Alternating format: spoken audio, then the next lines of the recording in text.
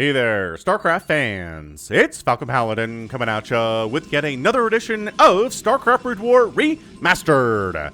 Today, it's going to be a GOSU game from the GOSU Gamers Replay Pack sent to me by Lazarus. It's going to be Morthada versus couretenor here on Fighting Spirit.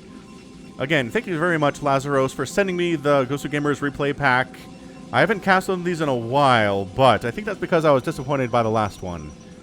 But that was the first time I've ever been disappointed by a game from this pack. So, top left-hand corner, we have the purple Protoss player. It is Morthada, whose name does feature in another GOSU Gamers replay. I believe it was from the GOSU Gamers replay pack. I'm not going to tell you why, because it does kind of spoil things, I think, for this game. And in the bottom left here, we have the blue Zerg player. It is couretenor. Morthada's APM is off the screen. It's in the 1000s right now, which is honestly insane. I don't know how he pulled that off unless he's using the scroll wheel on his mouse, which you can bind to things in StarCraft and just kind of scroll up and down and it counts as actions. Every position of the mouse counts as an action when you move it. So that's the only way I know of to do this. couretenor, standard little 200 APM start. What is there gonna be here out of Morthada? Scouting the correct direction on Fighting Spirit is actually pretty nice. There's your pool coming up from our Zerg player, but... oh, you know what? Just a straight up 9 pool. Alright, that's cool. No. That's your Overlord. I'm so blind sometimes. Overlord 1, Overlord 2. So it's an overpool play. Once again, nothing too aggressive, nothing too macro. Just kind of very safe build for Zerg players to use. That's a Forge opening, so yeah, on a Forge Fast Expand. On the other side, alright, so nothing crazy about this. GOSU games, I always want to say... I always want to see what's going on in the early game, because crazy stuff happens. That's what makes it a GOSU game, and it's different things every time. Sometimes a GOSU game means we see a strategy we don't often see. Sometimes it means we see a game that goes down to the wire, like the final building dies. And that's it. Pylon blocking here. Super annoying stuff on this map. It really is. I mean, you might as well just take your third base over here on the right side. I mean, based on this Forge opening, it's not Zealots, so they can't do anything about killing your third base if it's over in the bottom right-hand corner there. Whew. Anyway, welcome to the channel. I'm Falcon Paladin. If you don't know who I am, I post Brood War content 5 times a week out here. So if you want to see StarCraft Remastered in 1440p, this is the place to be, man. This is some super-duper high-quality StarCraft in all aspects. It's high-quality games. It's high-quality visually. The casting, high quality, I think, anyway. I don't know. I've got 50,000 subs for a reason, I guess. You can hit that sub 2. Gas stealing is couretenor. What is your plan, dude? He's got his own gas coming up. He is expanding now that he got rid of this pylon. The probe really wants to see what's happening over here, but is not getting up this ramp because there's probes blocking it. So at the very least, knows it's not a one-base response, which honestly would be really bad. Like, a one-base response to a Forge Fast Expand just means you die as a Zerg player. I mean, I guess maybe if you get a ton of Lings out. There really is only one cannon. It's a little bit sparse on the defense here for Morthada. But the gas steal is really annoying for sure. Might even take your assimilator down here if you're Morthada. couretenor on the other side is not doing anything crazy. He takes his own third base, low ground against the Protoss, as you do. And so far, again, this game looks pretty normal. I don't know what necessarily makes it a GOSU game. Another pylon coming up. Ling's trying to make sure nothing comes out. If there are any Zealots, if they're going to be on the offensive, then couretenor wants to know. Extra cannon on the way. Nexus comes up. I don't know. Hydralisk Den, which is very standard, to be honest with you. I don't see any reason this is a GOSU game, but we still have some time. Once the Cyber Core is done for the Protoss, that's where things can get interesting. The problem is we haven't even started the Cyber Core yet, and as a result, things can't really get super interesting. Zealot is moving down, which the Lings see. Which the Lings, are they going to engage with this one Zealot? Maybe. This one Zealot. Oh, he's trying to micro his Lings. It's not going super well. Oh, there we go. Okay. Ling takes him down. That's fair. 3 Lings for a Zealot. That's about as good as you could expect as a Zerg player, unless your micro is insane, which it's not. Right? This is not Queen. This isn't Jaedong. This is just regular old couretenor. 200 APM established still. Morthada has dropped down to 500 APM from the 1200 that he was rolling with just a minute ago. So that goes to show it was definitely spamming, obviously. I mean, you cannot maintain 1000 APM for any length of time whatsoever. Cannon coming up the mineral line. Is he worried about Spire? I bet he's worried about Spire because he doesn't have a Stargate yet at all. He doesn't have his second tier of tech at all right now. There we go. It's finally starting Stargate. But recognizing that it's late, it is. This Zealot, though. Why?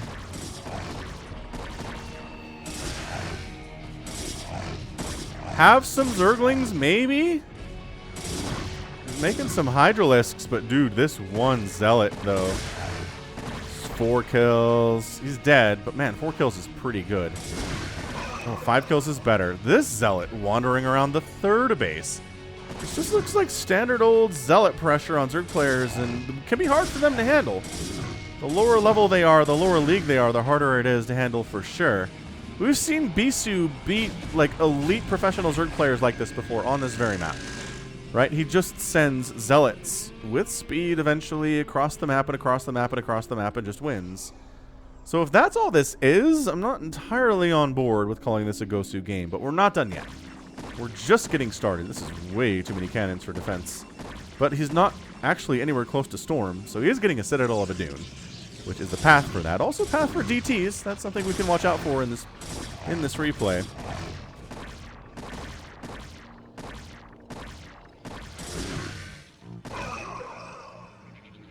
Yeah, man. Couretenor's down to 17 drones. He is in an immense amount of trouble. He doesn't have hardly any workers at all here at the 7-minute mark. His Hydras are doing all right. Cannon down. Zealot messing with everything. Yeah, maybe we do need this many cannons. We're not going to have Storm anytime soon. We are making a Scout, though. Maybe that's what makes this GOSU, is the fact that we're Scout opening instead of Corsair opening from Morthada. Dude, Scout opening when your opponent already has Hydra seems like an incredibly terrible idea. Lair coming up from couretenor. This Zealot, though. Just, you know, I'm going to take down this whole hatchery by myself. Don't mind me. These drones coming into the situation to die. Yeah, I don't know. I don't know what to expect from this game, to be honest with you. The Scout is a little bit cute. It's another Scout on the way. So maybe it's a mass Scout play that totally works against a Zerg player, you know, with 250 APM. To be sure, the Zealot stuff, that 5-kill Zealot, man. 22 to 43 workers. I mean, this is honestly probably the only situation in which making Scouts makes any sense against a good Zerg player is when you're this far ahead. When you have double the economy of your Zerg opponent, you can just go ahead and make Scouts, I think, at that point. And even then, odds are you'll probably screw it up and throw the game. Let's see if Morthada does it here anyway, but jeez. I have not, like, outside of my Sunday streams, where sometimes people will just make Scouts for fun, you just don't see this. You just don't see Scouts for any reason, let alone harassing, like killing ground stuff. Oh yeah, it's a running for it Scout for sure. Remastered Scout, not something we see a lot, is it? Just, it's too expensive. The reason we don't see Scouts a lot is not that it's a bad unit, it just costs like 275 gas per Scout. It's so much gas.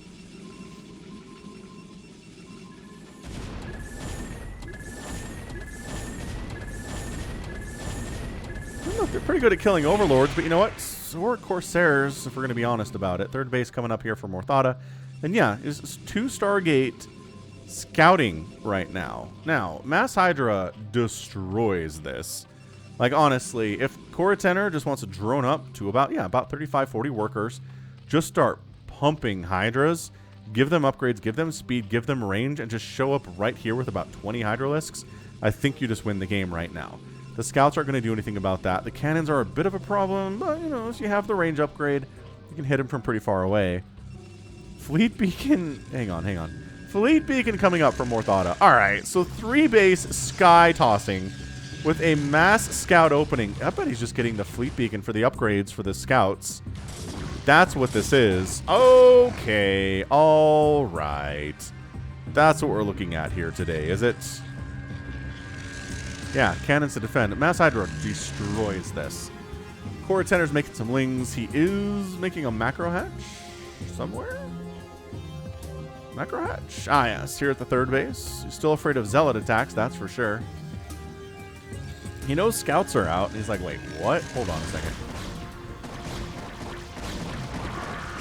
Yeah, with cannon support, actually not bad. They don't have any upgrades, but they're working. There we go. Speed upgrade. Air weapons upgrade. 3 more scouts on the way. Now, there are times we've seen, on the ladder especially, scouts and reavers in the hands of an incredibly talented Protoss player. That's definitely something that's viable. The reavers handle the hydras, the scouts kind of handle everything else. But if you just have scouts, you really should not win any games against, again, a good Zerg player, which, I don't know, couretenor, his APM is pretty hot. He's replacing his drones fairly effectively for all the buildings that he's killing them with. Killing them for, rather. He's going for a hive. He's got a bunch of spores up, which, again, means fewer workers. He's still at 37 here. But seriously, mass Hydra. There's no splash damage in this army at all. There is no storm. There are no reavers. There are no 14 zealots with speed to jump on your hydras and crush them. It is just... Okay, so it's some zealots. It's 4 of them, which is fine. But the scout army... Oh, the scout army. That's right, Zergling. You mess with the wrong crew. The scouts are here.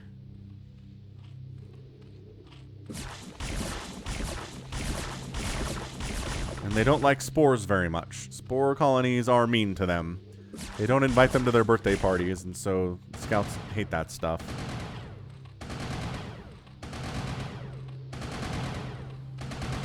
Hydralisk Den might go down. I don't see why not. This stage of the game.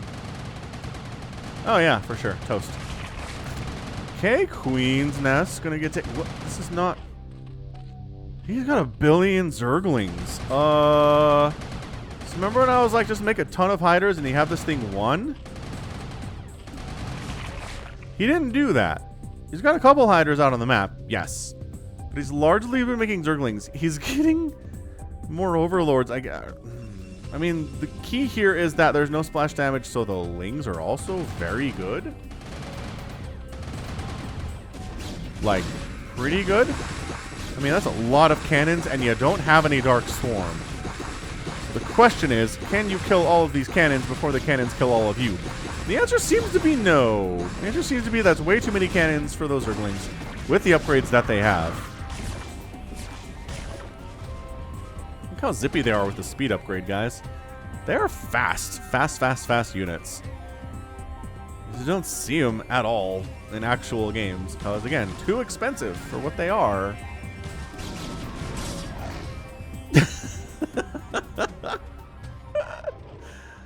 This counts as a GOSU game. Who goes mass scouts? Who does this? Morthada does. Morthada is an unorthodox, crazy man Protoss player who is insane. Morthada taking a 4th base as well.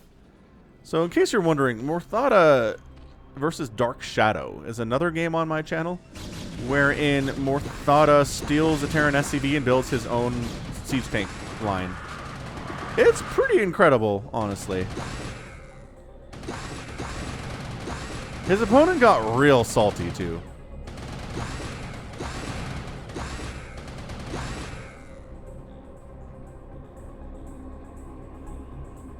Scout Fleet. Scout Fleet 9. How many are there?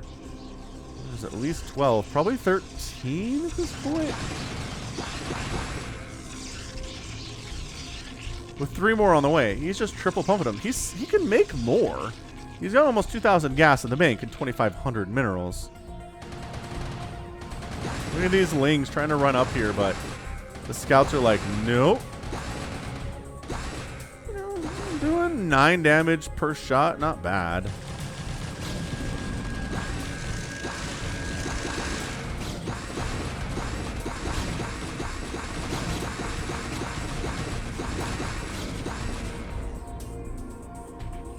Yeah, this is not working out for couretenor. Not at all. He's got a 4th base coming up, but we're at 15 minutes. It's too late for that. Him trying to win this thing with Lings is not making sense at all. If he had Dark Swarm, holy crap, it would make all the sense in the world. If he had Dark Swarm and Lings, he jumped on the base with Dark Swarm, dead. The scouts can't do anything about it because they can't hit through Dark Swarm. That would be amazing, but just trying to throw straight up Lings at this is just not going to work out. You need some spell casting. Or, you know, a ton of Hydralisks. That would work too.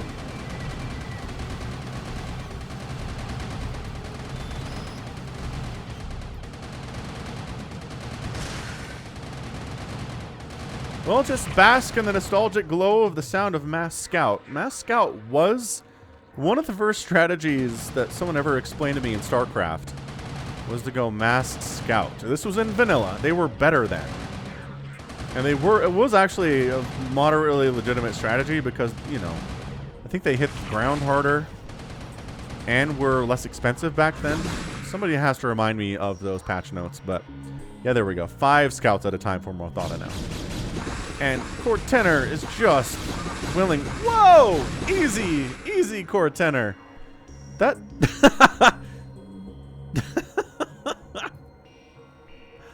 That feels like an English as a second language insult. But anyway. Yeah, that's your match. Morthada goes Mass Scout against a 200 APM Zerg player and just crushes. Because we don't make a ton of Hydras and we don't use Dark Swarm with our Lings. That seems to be the general concept here today. It's actually a pretty good thumbnail. We'll just use that for our final one. We'll try to find one for you guys, get you interested in watching this. But,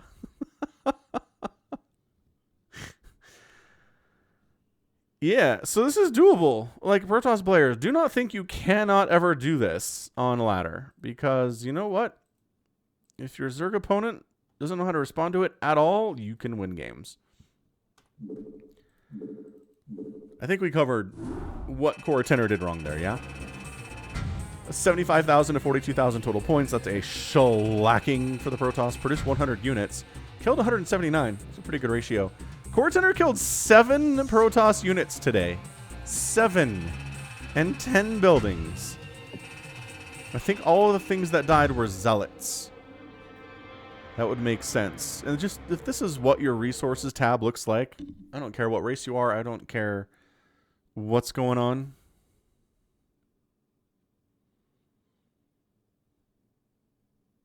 Amazing. All right, cool. So that's going to be it for me today. This has been Falcon Paladin coming at ya with yet another edition of StarCraft Brood War Remastered and a GOSU game. Go ahead, hit that like button, hit that subscribe if you like what you saw and what you heard today. You can also catch me on Twitter, Facebook, Patreon, and Twitch, all at /Falcon Paladin. And until next time, as always, thank you so much for watching. And you take care of yourself.